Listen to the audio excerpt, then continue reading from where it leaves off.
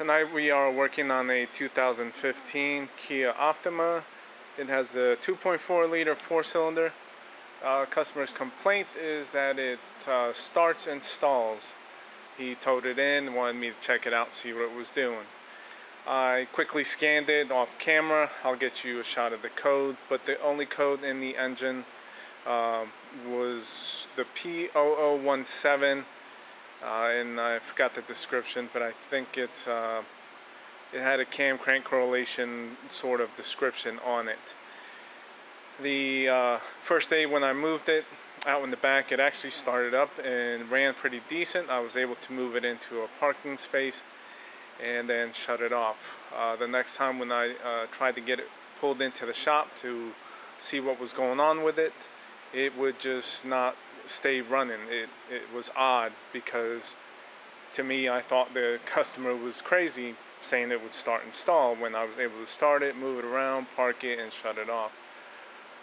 But this time when I went to move it again, like I said, it just would not stay running.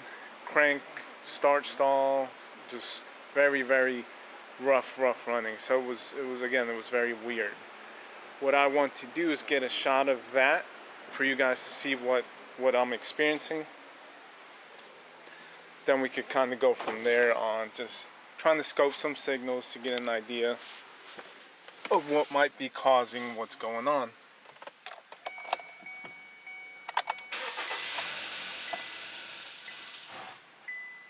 So there, just start, stall. Let's see, hopefully you can pick some up.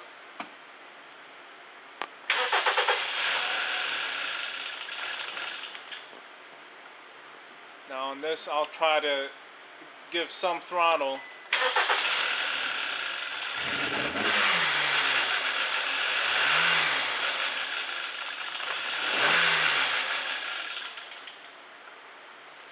So hopefully you pick that up off the camera. Hopefully it's good enough, but that's basically what it is, and it's just very hard to get it to move anywhere. You almost have to rev it up and kind of neutral drop it. But along with that, my idea is to scope the crank sensor and 2 cams during crank no start, and I want to watch the cams, see if they move during cranking. I've shown this before, but I want to see if those are moving because of basically the code that we have. It's almost like an out of time trouble code, you know, a correlation from top to bottom. But I don't want to go open up the whole engine if I don't have to, if something else is causing it. Okay, so here is the capture for that long extended crank. And I want to look at a certain point, pick out an identifiable place where I can check multiple areas and at different times if I make a repair. And the point that I decided to pick, because I can capture identifiable points for both cams with reference, is this gap tooth area here and the intake cam line there and exhaust cam line here. So what I will do is take a sort of measurement or count, and I'll start with that.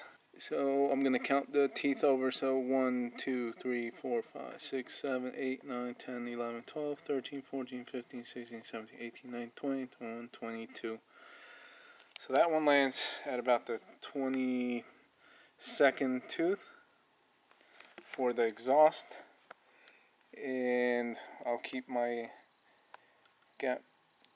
tooth gap reference there, and I'll line up the intake. And that is 1, 2, 3, so just after the 3rd tooth there. And this is in the beginning of the waveform. So we'll back out. So that's here at this point. I'll pick a middle point and then an ending point there to take the same measurement. I want to see, so what I'm checking basically is, we know that's the state at where these cams are at in reference to the crank, and I'm going to check and see the cams in reference to the crank at this point of cranking, and then at this point of cranking. I want to see where they're at. So here's the same point again. So I'll start counting here. 1, 2, 3, 4, 5, 6, 7, 8, 9, 10, 11, 12, 13, 14, 15, 16, 17, 18, 19, 20, 21, 22, 23, 24, 25. So just about the beginning of the 26th tooth. And so that's already moved over. Quickly look at the intake. So intake's over at the end of the 4th. So that moved slightly, about a tooth looks like. Okay, I'll back out. So we're already seeing something that shouldn't even occur. And kind of where my gut feeling was at. But I want to check, I'll check here at the end point. So this is after a while of cranking. So again, so 1, 2, 3, 4, 5, 6, 7, 8, 9, 10, 11, 12, 13, 14, 15, 16, 17, 18, 19, 20, 21, 22, 23, 24, 25. So just about beginning of the 26th. And then I'll move over to the intake again. And that is at the same point, end of the 4th tooth over. So now that we've verified inspecting the cams and where they line up, verifying that we are having movement when we are not supposed to have movement.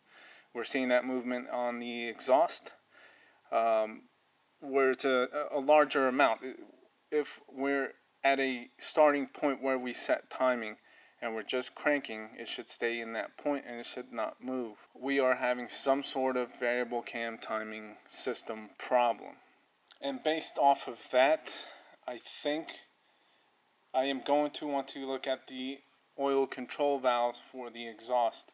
I've had experience with this. This is kind of why I wanted to test this and look at this, where previously on another video that I did on a Mitsubishi, it was having about the same type of symptom where the cam was moving during cranking. It ended up being the solenoid was basically it's stuck in an incorrect position. So based off of that, I'm going to pull off and inspect visually, if I can, the solenoid and kind of go from there. So just wanted to get a quick shot of the solenoid valves. This is the intake, and that is the exhaust. You can tell it's crudded up. I'm not sure if it would clean up good, but I went ahead and got a new one. I am going to install that and maybe perform the same test to see if the cam moves or not. So new valves installed. I've unplugged the injectors to do cranking only again. And I'll have you watch the scope as I do it.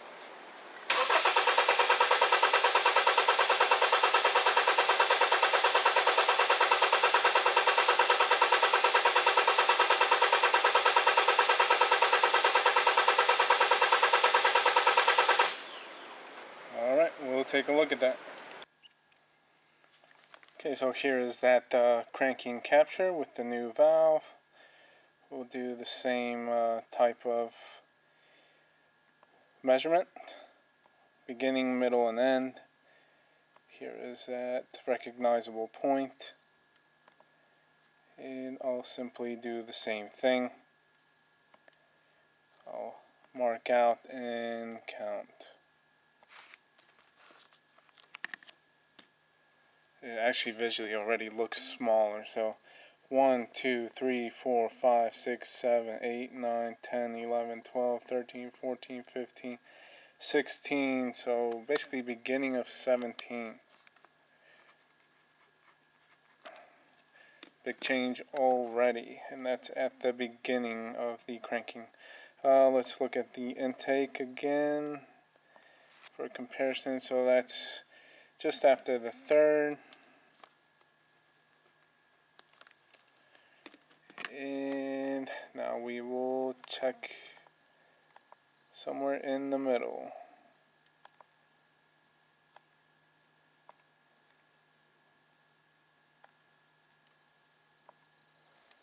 Okay, here's that recognizable point. Do the same thing.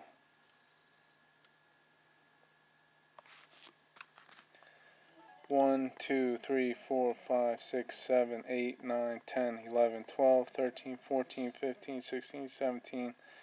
About the beginning of 18th.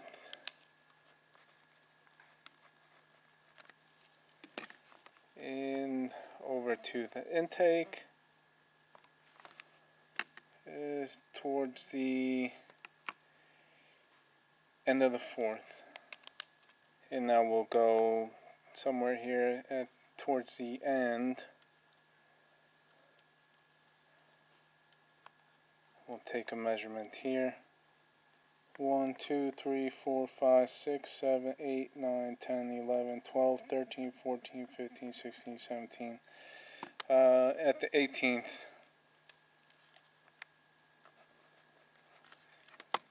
And we'll go over to the intake and end of the fourth. So if we take a look now, basically just what I wrote down when comparing the before and after, you can clearly see this is going to be the exhaust intake before, after. So it starts off landing at the 22nd tooth in the beginning of the revolution or during cranking. Once it's stabilized, it's at the 26th, towards the end. Once it's stabilized, that's where it stays. This one starts around the third, moves over towards the end of the fourth, stays at that same place. Here with the new one, we start off at the 17th, and it goes to the 18th, like beginning of the 18th and the 18th. And this one actually stayed the same, so starts on the third for the intake, ends at the lands on the end of the fourth and stays at the end of the fourth. So one thing we can tell between the both, intake has the same pattern, whether it's before or after. Obviously we did not touch that valve, and we know that is a non-troublesome area based on the 0017 code, which relates towards the exhaust side based off of service information. I'm assuming probably 0016 would relate to intake. So intake seems the same, seems to be good. And one thing I noticed, it starts off in the third and lands on the fourth and stays there. Same here and there. Now let's look, obviously intake, we have a travel of 4 teeth and stays there. We started even further, so let's say from stabilized point, we're already 4 teeth off from a stabilized point, and then from that off 4 teeth, we move another 4 teeth, so a total of about 8 teeth from a known good. So the intake is way off to begin with, and even moves when cranking. So it's obviously faulted. It's not supposed to move, and just simply supposed to be stabilized. And we clearly see that here. We start off 17th, move to 18th, stay at the 18th. We know this is no good. Am I concerned about this and this? No. Why? Because in both captures, intake goes from here to here. One tooth. I could probably in my mind mentally think about, being these are variable cam phasers, there's probably either a locking portion, or it's when it's at its locked state, maybe has a tiny bit of travel up against the spring, whatnot. But being that once it gets rotating and I guess stabilizes, it's only a matter of what seems to be one tooth, and that these now both do the same, act the same way, based off our good baseline off of intake. I'm okay with this, and verification will be start, run, drive, and trouble codes. So let's go do that and see what we get. Okay, so after the new control valve and going over the scope data, I am now going to go in and I'll use the same previous scan that I did. That way I can show you, let's see, trouble code. We'll go straight to the engine computer. So basically from here, what I want to do is clear the trouble codes. Got the injectors plugged back in. I want to see how it's going to run, if it'll run, if a code will return, so on and so forth. Okay, so there, in history, the first one is the code that it came in with. This one, I'm not sure if it was there or not, I can't remember. Obviously, I did these. Actually, that one, yeah, okay, I set that too, that the pressure sensor is in that same bulkhead connector for that. Okay, so we're good. We're going to go ahead and clear these. And since I'm actually still hooked up to the scope, I'm going to leave all those traces just to see how the variable cams behave when at first startup, idle, and stabilization. Okay, so we'll go ahead for the first startup. I'll get you outside and see how it sounds.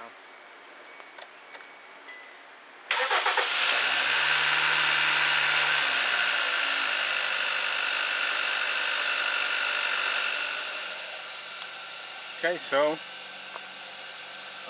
no stumble, a little bit high idle. I'm sure it had to recognize itself. Definitely not doing what it was doing. I'm sure we won't have trouble codes. Okay, so I've got the scope running. I'm gonna let this idle, probably warm up, and honestly, I am gonna go ahead and let it get hot. I'm gonna drop this oil, get a factory filter, fresh new oil, and hopefully that's all. Now this is a capture of it when it was idling and warming up. I wanted to just show you quickly, just to, like I said, out of my own curiosity, I wanted to see where the cams were at that point. And I've got them marked off, always the same measurement area. And at idle, 1, 2, 3, 4, 5, 6, 7, 8, 9, 10, 11, 12, 13, 14, 15, 16, 17, 18. So still the 18 teeth there for the exhaust. And again, there's 4 on the intakes. So oddly enough, or not, these stay in the same position as what they are during cranking while idling. Okay, so after the oil change, after I let it warm up, I ended up taking it out for a drive, fresh oil, OEM filter, and I put about 5 miles on it. Everything's been fine and normal. Good cranking, startup, idle, no hesitation, no stumble, no lights, cruises, drives, fine. Everything is good and operating normal as it should on this, and it's ready to go. As far as the testing or the situation, anytime when you get any of these cam crank correlations or cam performance codes, P0016 or 0017, so on and so forth, I tend to gravitate a lot to this test that I performed. Number one is my reasoning is to watch the cams. I want to watch the cams and see if they move in relation to the crankshaft. Number two is, at the same time, you're going to gain or gather your waveform for cam crank to compare it to hopefully a known good that you can find or acquire.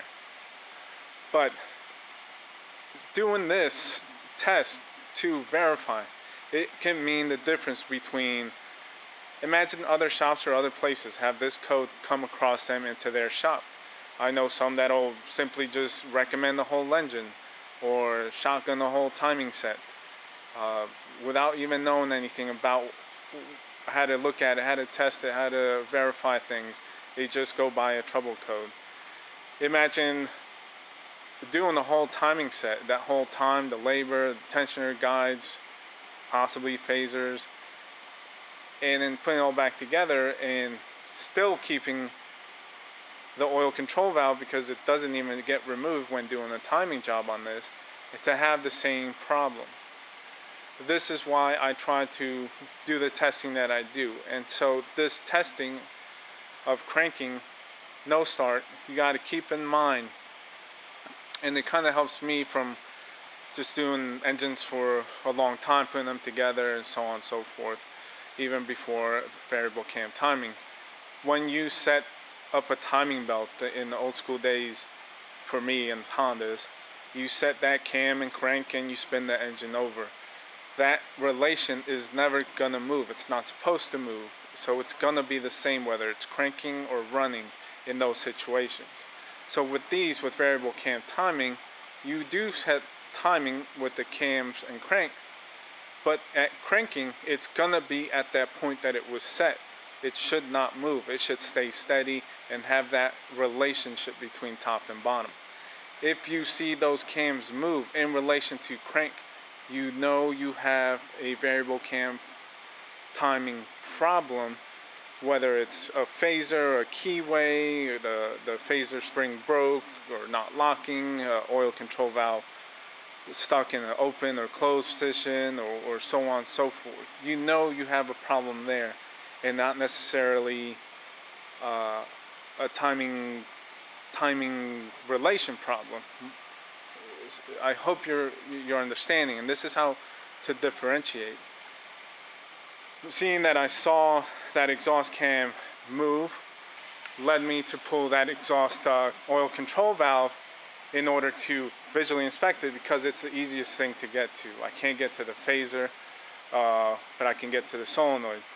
Thankfully, we saw a lot of, what we saw, the dirty, the grit, and all that. We know that can affect the variable performance and possibly cause the cam to move.